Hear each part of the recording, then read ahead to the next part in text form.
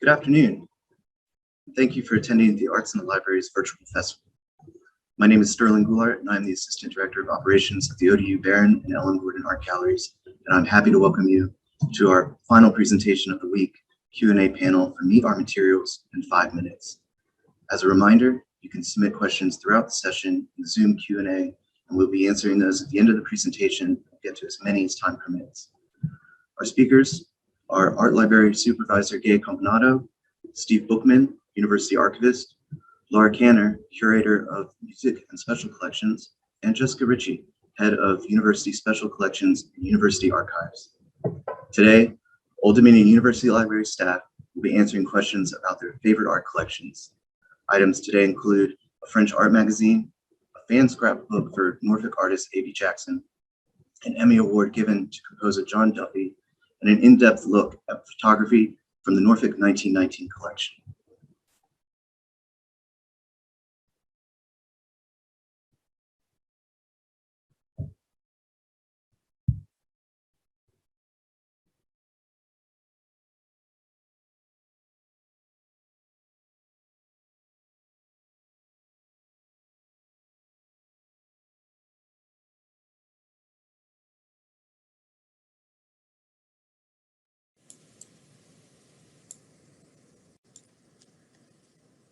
Hi, welcome and thank you for joining me for Meet Our Materials in 5 minutes. My name is Gay Acompanado, Art Library Supervisor at Elise Ann Hofheimer Art Library.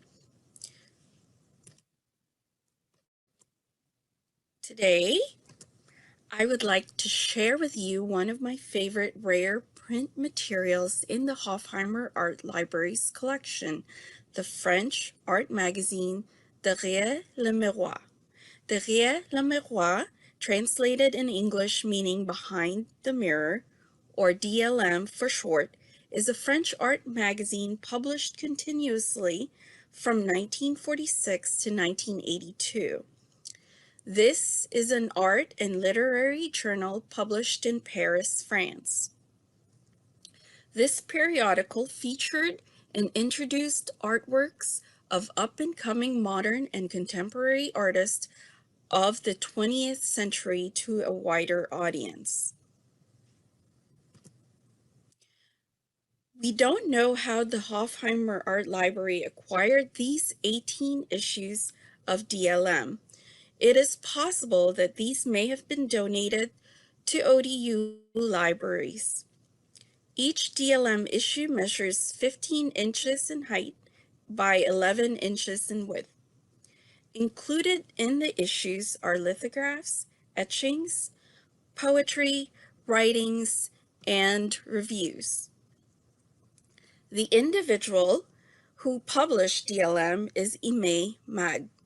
Emmy is a French art dealer, collector, lithographer, publisher, gallery, and print shop owner, as well as founder of the Fondation Mag, a privately run museum in Saint Paul de Vence in southern France.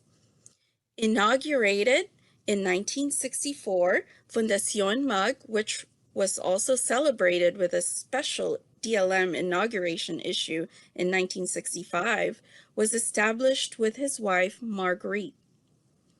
The museum owns the largest collection of paintings, sculptures, and graphic works of the 20th century in Europe.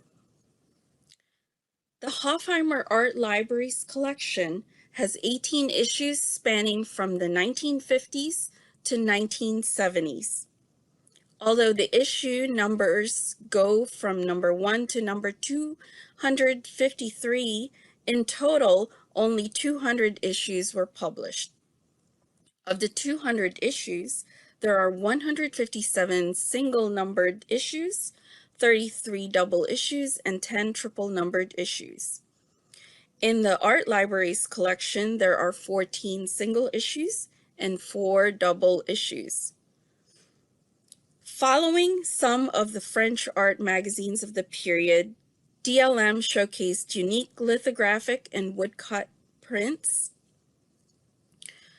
of the artists' works, which were exclusively commissioned for DLM's issues. Each edition featured vibrant lithograph covers and prints of artwork from a distinguished group of modern artists from the 20th century who also exhibited at the MAG Gallery. DLM highlighted and captured the MAG family's close collaboration and interactions with artists, writers, and poets in both the gallery and print shop, serving as a vehicle to distribute creative work by making art more accessible and affordable.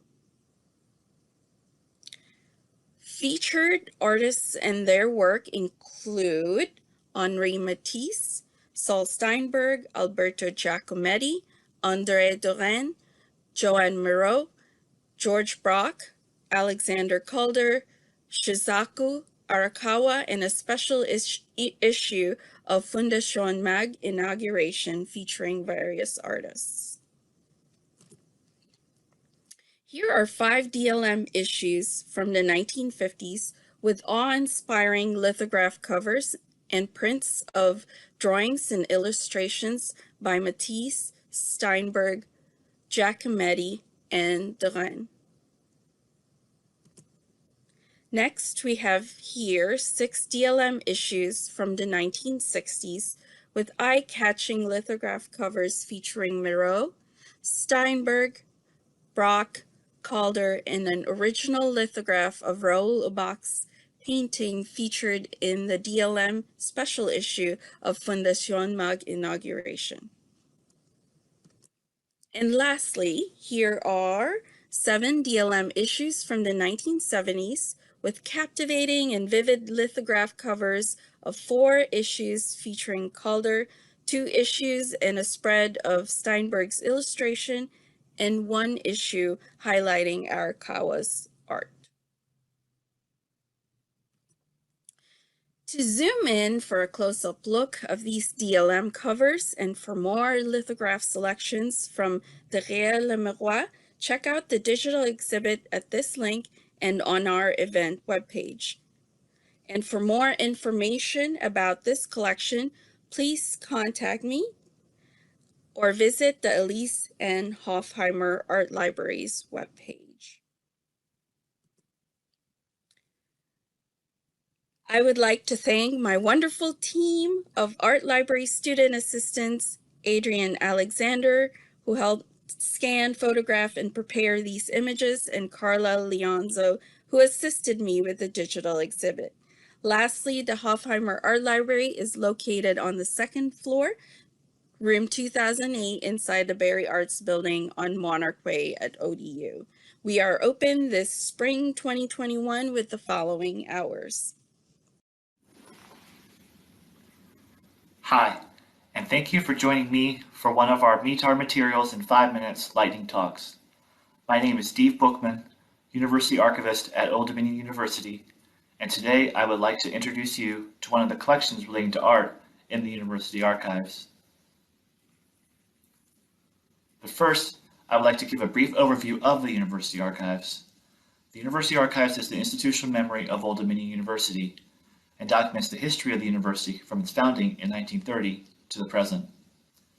Included in the University Archives are the official records of the university, such as office and department records, but also the unofficial records of the university, including personal papers of ODU staff, students, alumni, and faculty.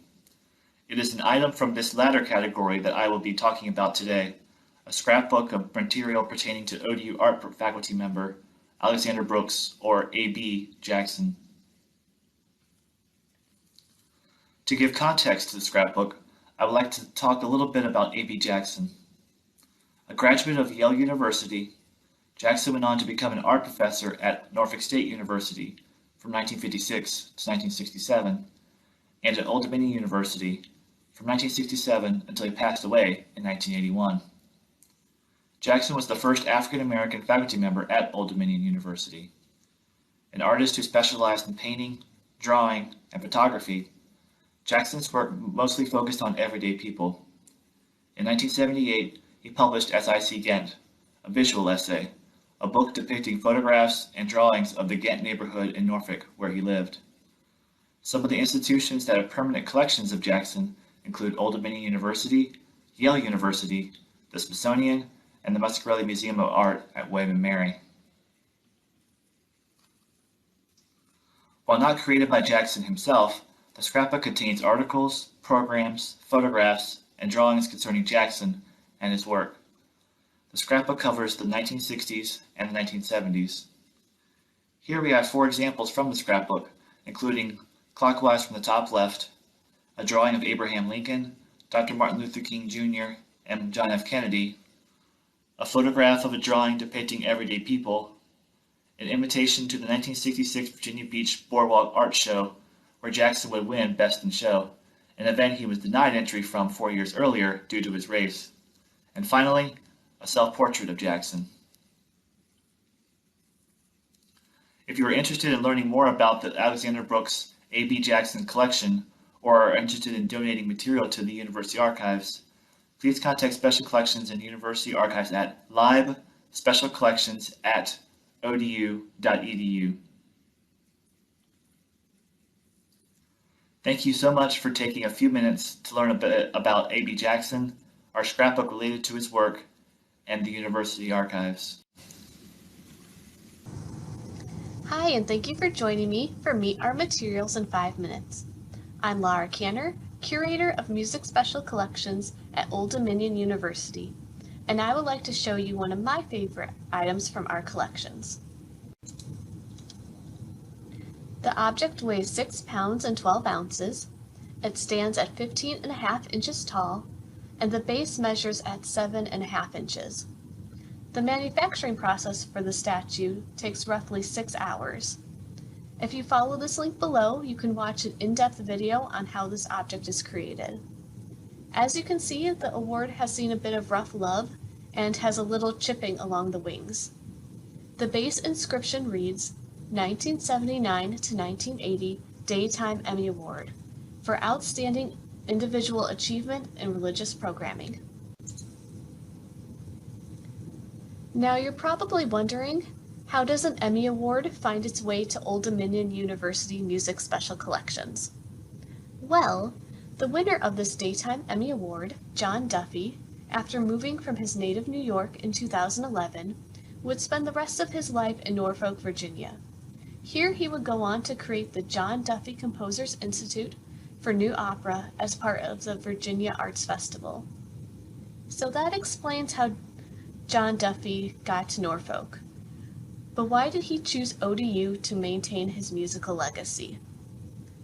Mr. Duffy, since his beginnings as a composer, had been an advocate for the craft of musical writing and his fellow composers.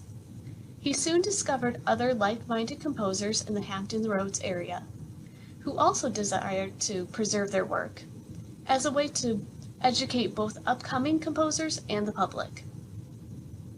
Since 1998, the Dean Composers Room and Music Special Collections mission has been to become a center for musical education, accessibility, and preservation at Old Dominion University.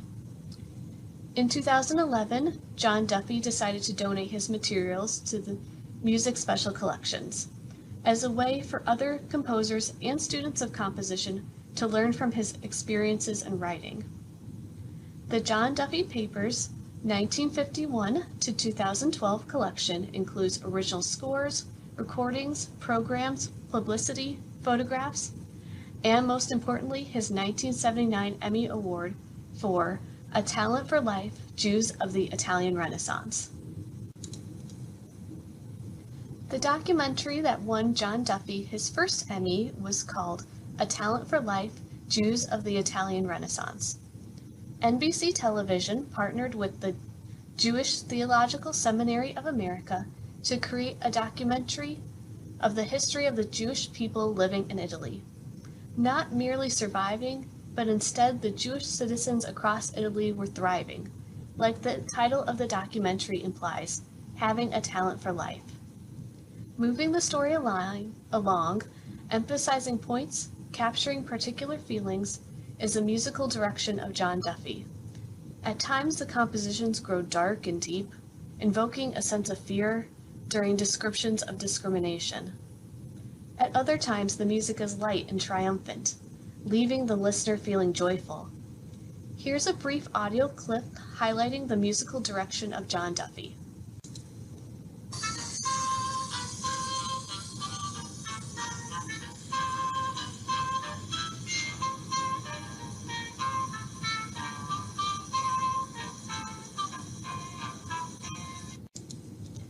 Lyrical storytelling and scholarly review, while engaging, it really is the music interwoven throughout that brings the documentary to life.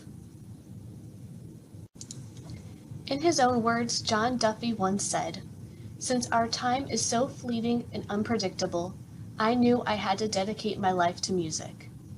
And he successfully did just that until his death in 2015. His dedication to music can still be found and felt when studying the objects in his collection, such as his Emmy Award. If you are interested in learning more about the John Duffy collection, please contact ODU Music Special Collections at libspecialcollections@odu.edu.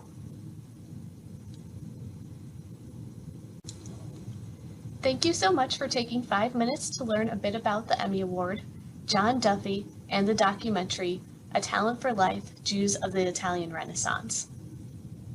I would also like to especially thank the ODU Perry Library Interlibrary Loans Department for helping me obtain a copy of the documentary, the Van Pelt Library at the University of Pennsylvania for letting me borrow it, and the Jewish Theological Seminary of America.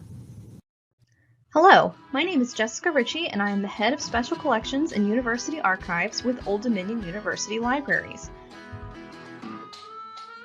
Today, I would like to introduce you to our Norfolk 1919 photograph collection, which offers a rare and fascinating glimpse of what life was like in Norfolk, Virginia over 100 years ago.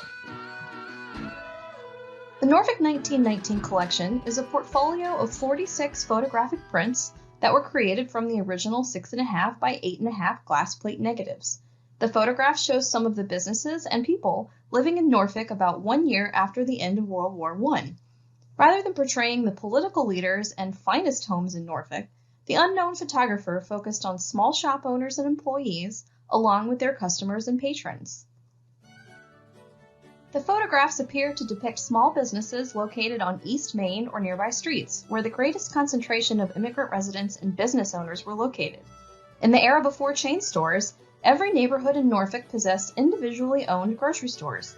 In fact, historians think there were over 400 grocery stores operating in Norfolk in 1919.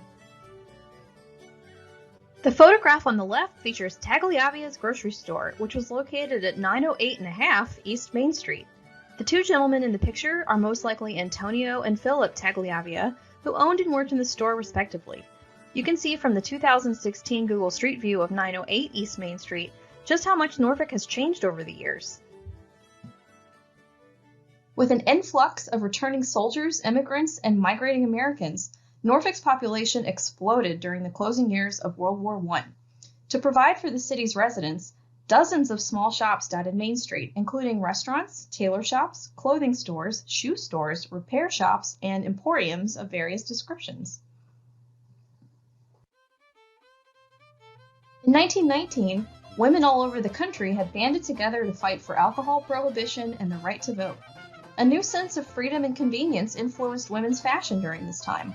The photographs depict at least one shop in Norfolk where women could practice their hard-won freedoms by buying and selling the latest in loose-fitting, practical fashion. The photographs also document the activities of Black residents, many of whom settled in Norfolk after fighting in France during the First World War. Racism, post-war food shortages, and unfair labor practices led to unrest in the city, which often resulted in the segregation and oppression of minoritized communities. To make this worse, residents were suffering from the last stages of the Great Influenza pandemic that spread around the world in 1918. Amid these tensions, the immigrant and Black communities of Norfolk owned, patronized, and worked in the shops depicted in these photographs. The photographer was able to capture the pride and dignity of these underrepresented individuals who contributed greatly to the overall success of Norfolk. Thank you for joining me today to learn about the Norfolk 1919 photograph collection. You can view all 46 photographs online in our digital collections, which are available on the library's website.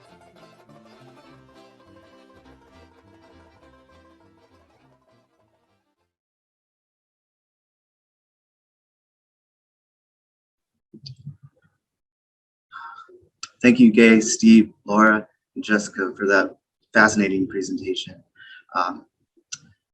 Also, I'd like to remind our audience to please view the links in the chat from our panelists for more information, digital exhibits, and other offerings from the University Special Collections. And if we could have all our panelists join us, we'll now turn to a Q&A. Please feel free to put any questions as they come up in the chat. I already have one, which is kind of a general one for everyone. So over this past week, we've seen highlights of ODU's collection of Cypriot vases, and now today with A.B. Jackson. These are amazing things that are part of the archives and the collection that I don't think a lot of people think about. What other arts collections like these are there at the libraries?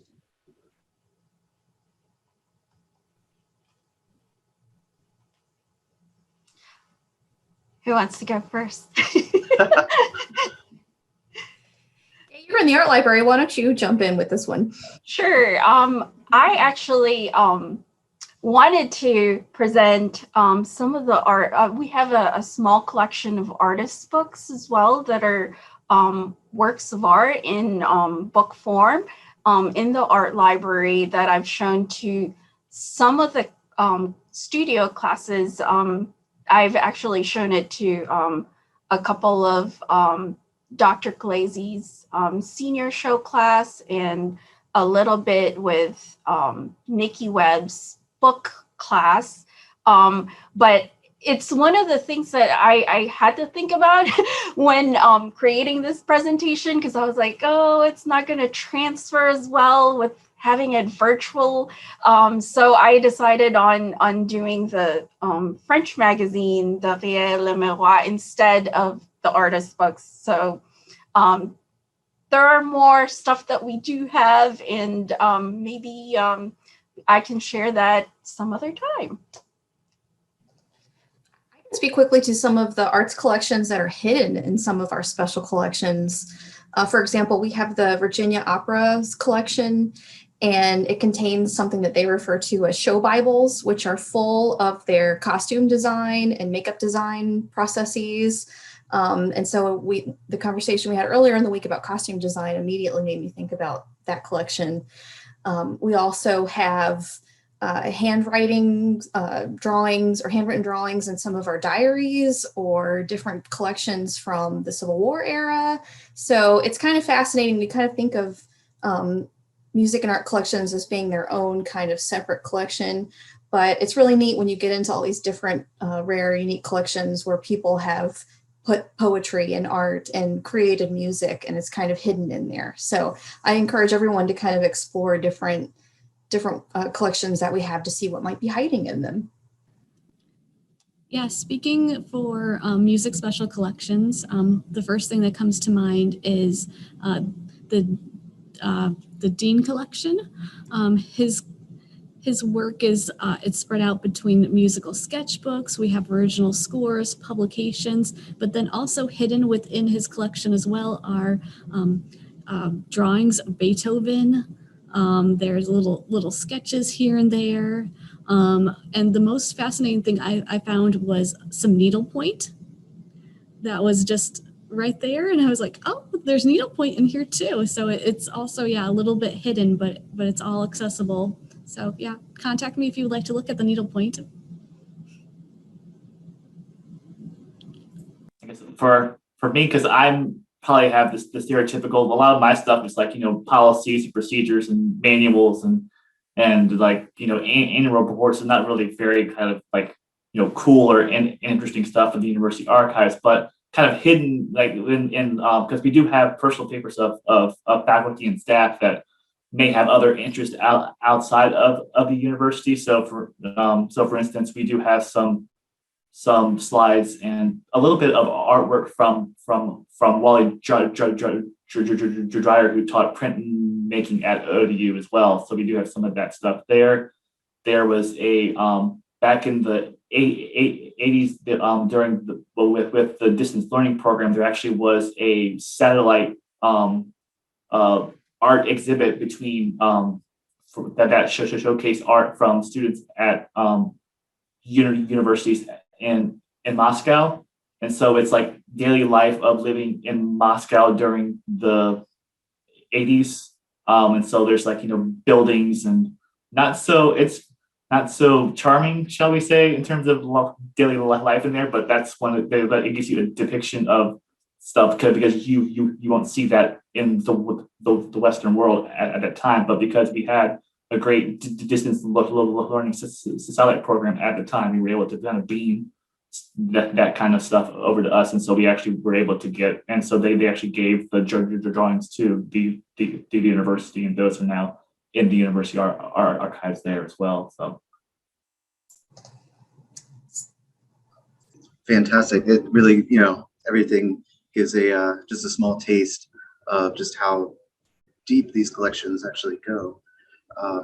We have a question coming in that I think, Gay, would be more in your wheelhouse. It's asking about quilting and kind of a humanities approach to it as far as its impact in communities and things like that. What kind of resources does the library have, not only for that, but in maybe even the broader sense as well? We actually have a lot of books on like quilting and folk art, and also we have books on self-taught art and outsider art that supports kind of bridging with Sterling's area, the Gordon Art Galleries. So if you're into that, we do have resources on quilting in that whole folk art sort of topic. Did I answer all of that? I think so. And, as far as finding it, Yep.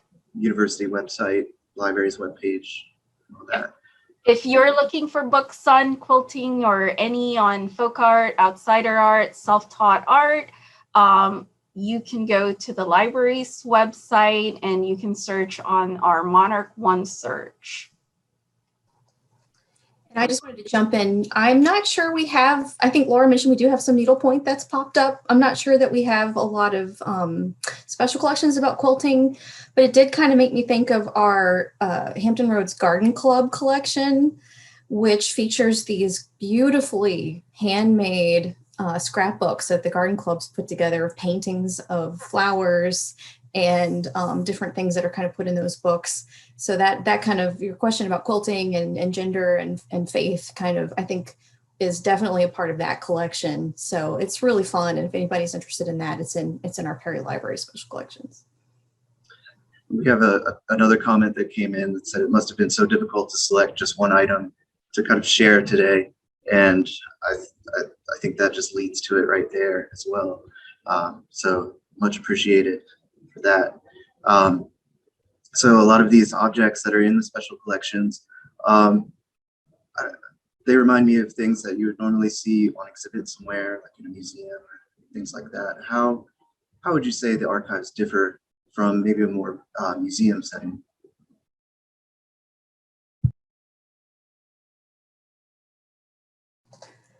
Well, I'll jump in. I've worked at a museum and an archive. So my previous position was at the Chrysler Museum of Art, and I worked in their library with the rare books and archives collections as well. And I'd say museums are usually more in the business of displaying artifacts and collecting artifacts. So we're talking 3D, large scale formats occasionally, and putting them on display with context for people to come in and participate in learning about these things. But a lot of what they keep is in storage and not necessarily accessible to the public.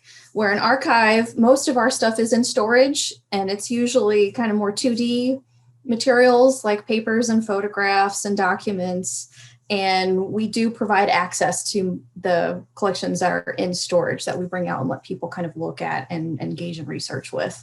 And we do have a few artifacts in our collection. I mean, Laura pointed out to one of our most popular one, the Emmy So we do like to collect a few artifacts that are donated when they provide context to the kind of more archive or rare book collections that we have.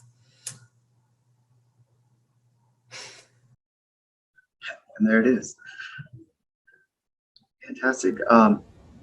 Gabe, for the French magazine Behind the Mirror, is there anything in a similar vein that has surprised you, or even the ODU faculty about that magazine, or any others that are in the art library's collection? Actually, this is the first time I've done a physical exhibit of the Derrière le Miroir before in the art library, but this is the first time I actually like presenting it to everybody, and not a lot of faculty know about it. So hopefully, and it surprises me every time I look at each of the issue, because there's all these beautiful illustrations that were lithographed at that time. And these are exclusively done for the issue. And it's in French, so I'm not very, I don't read French. I didn't take French. So it's always, I invite students to study it and look through it. For anyone that knows French, they can certainly look at it. It is in library use only. I keep it in my office. I used to be out in the stacks, and when I started, I discovered this. I've finally had to take it out of circulation. It is in library use, and it's in my office now. It's quite. I've looked at some of the other issues that are out there, and it's pretty rare. So. I can speak for the Emmy too. It's a little bit of our hidden treasure as well, and I think one of the most popular items too. Those who find it are really excited to be able to just look at it, to touch it, to hold it. You know, we get a lot of people posing with it. One of my favorite interactions with it was we had one of our staff members. She was retiring, and she brought her granddaughter up to look at the Emmy because her granddaughter was really interested in acting and in music, and so her granddaughter got to hold the Emmy for a little bit with the proper gloves and everything. But her eyes just lit up. It was the most exciting thing. It's something that you see usually just on TV, and you never ever think you're going to be able to touch one. I never thought I was going to be able to touch one, and man, it is a lot heavier than it looks. Yeah, heavy wears the crown of fame, I guess, right? For everyone, what areas do you find students tending to explore the most, sort of in your respective spots?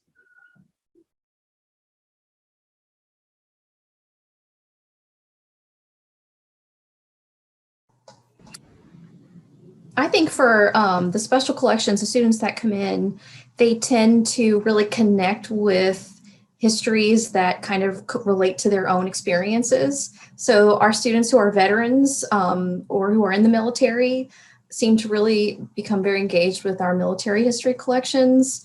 We'll have students who are women who really kind of connect with these collections about women's history. People who are studying to become nurses or will be fascinated by our public health archives.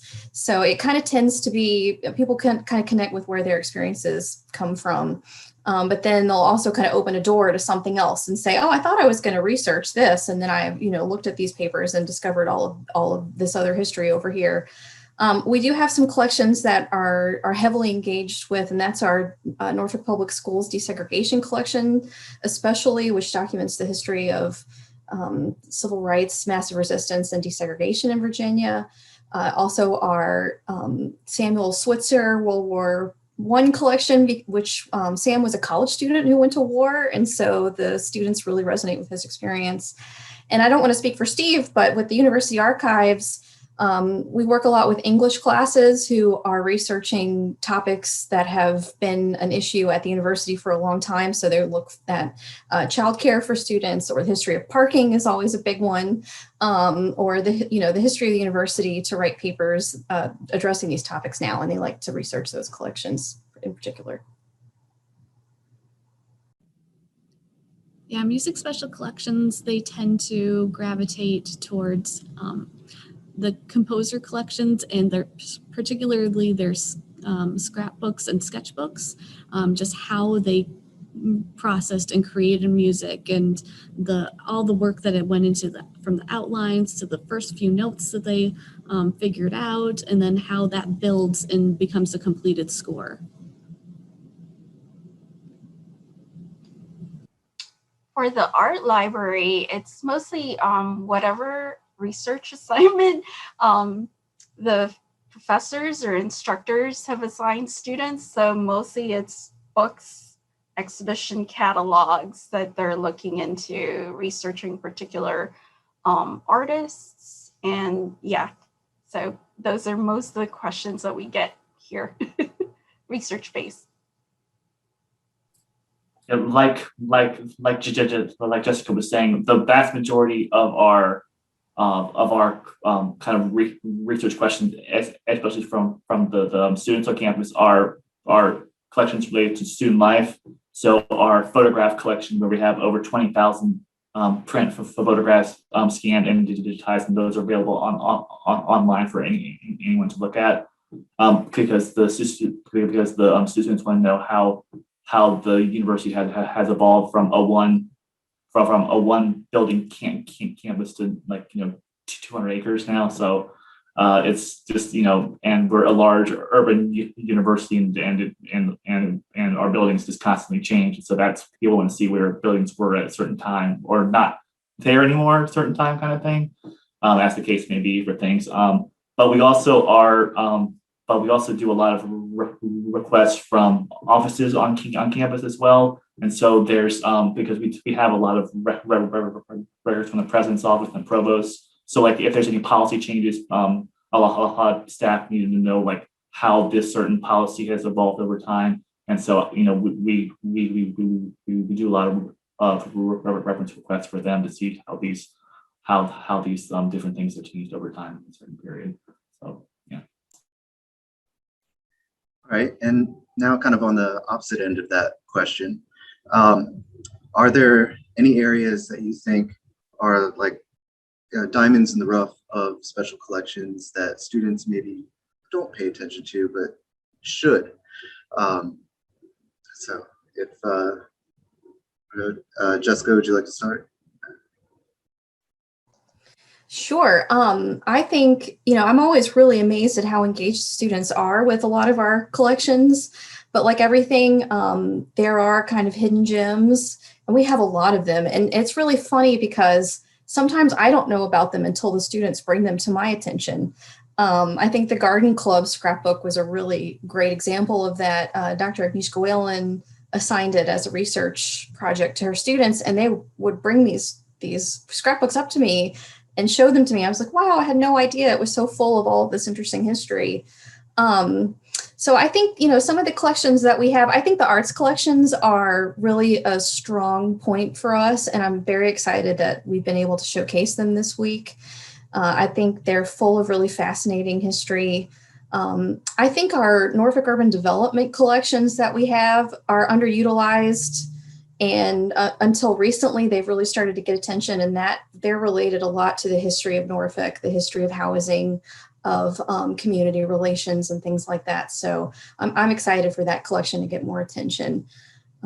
So there's just so much to discover, and it's all searchable online. So we love when people kind of contact us and tell us, oh, I found this, and it just created this whole new research avenue for me. So that's one of the best parts of the job.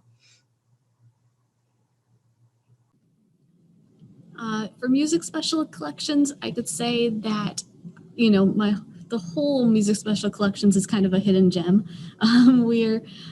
mainly students go to the art library to check out scores, to check out music and things like that. But they don't really realize that Music Special Collections is even here. So as part of this whole thing, I'm trying to bring attention to that section. The fact that, you know, composers have donated their entire life's work here, and it's here for you to study and to learn from and maybe even get inspired by. But yeah, we do have some collections that are underutilized as well. Dean and Stanger tend to be our biggest ones because they are the biggest names we have in the collection.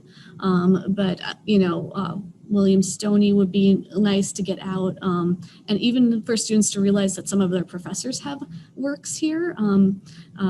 Dr. Hale Stork and Dr.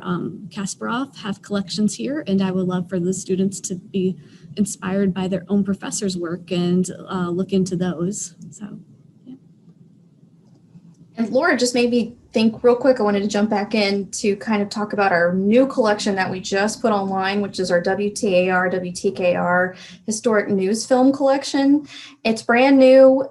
We got a very generous donation to be able to digitize a portion of that collection, and it has fabulous videos of the history of the area. It has national history and news in there. And there's a lot of the artists that we've kind of talked about today and music performances that are featured in that collection as well. So there's a great interview with A.B. Jackson in that collection. So I really encourage people to get excited about that collection. We actually, also building off of that, we also have a digital exhibit as part of Arts and Libraries called Watching the Arts on WTIR, and it highlights all of the not all of them there, because there's thousands of film reels and clips, but just a few snippets of some of the art coverage done by WTIR. So I'm going to put that in the chat.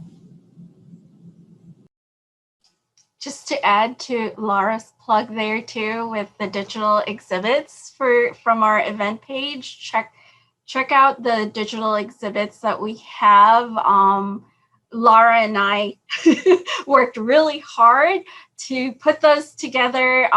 One that I want to mention real quick is a digital exhibit featuring ODUs, seniors, Dr. Khaleesi's senior class.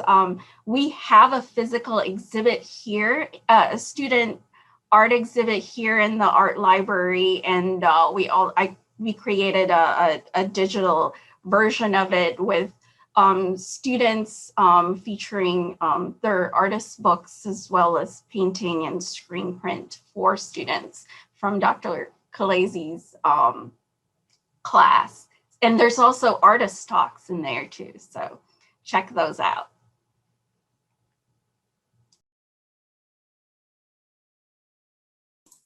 I guess for me, I don't really have like a hidden gem, like an Emmy or like actual thing, but what I have is more hidden gems within something that's really obvious.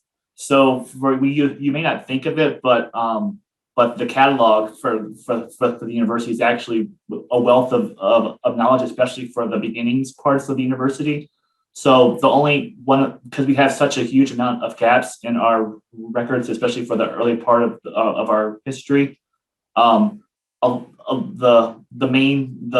lot of the early catalogs have a list of students in them, a list of professors where they got their where they got their education from. And the one that kind of I don't really like to show the students, because it shows how cheap tuition was in a certain amount of time. You can actually say like how much room and board is, how much tuition was. So so the very first year that the university was open in 1930, the tuition was $37.50 a semester. You may think that, but this is like right at the heart of the Great Depression. It's like, you know, a year after the stock market crash. So even though it's $37.50, it's still a good amount of money. And, you know, we were kind of made, you know, we were a division of William and Mary. And so we were kind of, you know, gearing toward the working person anyway. So, you know, we don't graduate a lot of like famous people, but we graduate teachers and things like that. So, so I kind of find that kind of information fun, like, you know, how much things cost or where things were, sort of stuff. So that's my little two. That's great. Man, I feel those tuition prices in my student loans.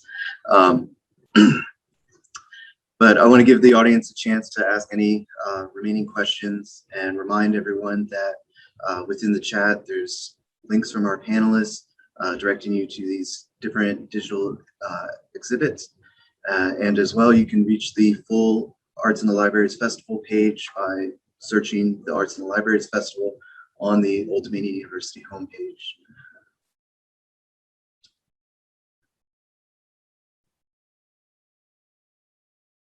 And I'd also like to take this opportunity to thank each of our panelists, to thank the Office of Community Engagement for all of their hard work. This has been a wonderful week and a great festival. And I know I speak for everyone when I say I'm looking forward to doing this again next year. So we haven't received any further questions. I think with that, I believe we're signing off. So thank you all for a wonderful week. Thank you for all of your hard work.